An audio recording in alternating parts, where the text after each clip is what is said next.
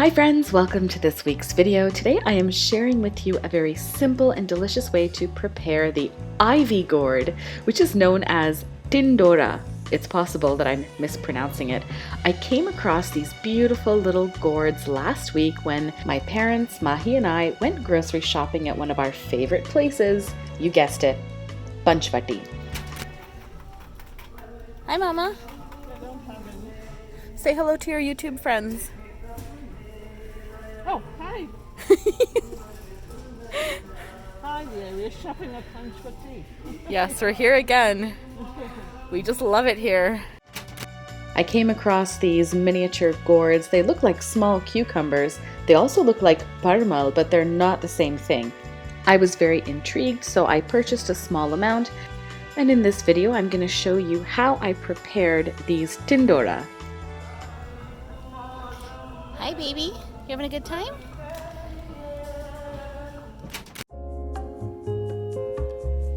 Here I have my Ivy gourds, the TINDORA. They have been thoroughly washed 2 or 3 times. They were rather dusty actually, and they do in fact look like miniature cucumbers. Even when you cut them open, you'll see that they look like a tiny cucumber on the inside.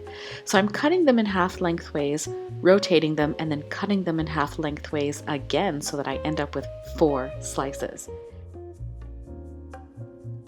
Sometimes when you cut open one of the gourds, you'll see that it looks a little bit pink or a little bit red on the inside, and if that's the case, you should really discard that gourd. I came across this in some research. Those ones have ripened too much and they do not cook well, so you don't want to use any of the TINDORA that are pink or red on the inside. And then once the TINDORA are prepped, it's time to get cooking. Heat up some vegetable oil in a wok or a skillet, and once the oil is hot enough, add some mustard seeds. When they spatter, you can add a bit of powdered turmeric, and then it's time to add the gourds.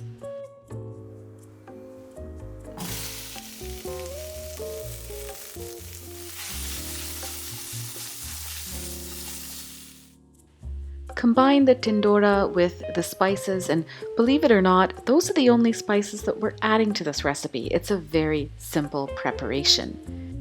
In spite of that, of course, I will have all of the measurements and ingredients listed down below for you. Then go ahead and add some salt, just a little bit to start with. It's going to help in the cooking process. It's also going to flavor the TINDORA, but we can always adjust later. So I suggest that you start conservatively. And if you would like to add some sliced green chilies, you may do so.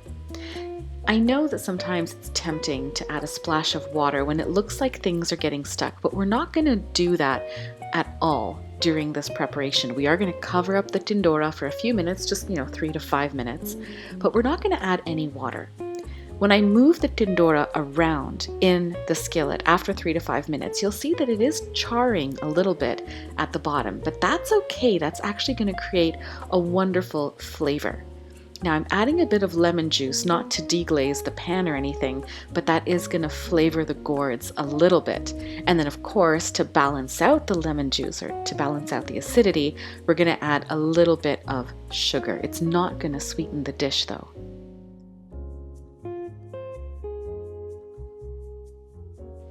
Nearing the end here, we are going to add one more ingredient, and that is some grated coconut. For me, this is really what takes this dish to the next level. This grated coconut is going to roast and toast a little bit as the TINDORA just finishes off. My dish only needs another minute or so, but I am going to give it a quick taste test. Oh my gosh, it's so good. Holy. Who would have thought? As you might have guessed from my live reaction, I was pleasantly surprised at the flavor of this dish. That coconut is such an unexpected element. I don't cook enough with coconut, I think. But coming back to the point, the TINDORA is now finished, so it is time to transfer it to a plate because it's done. It's ready to be enjoyed.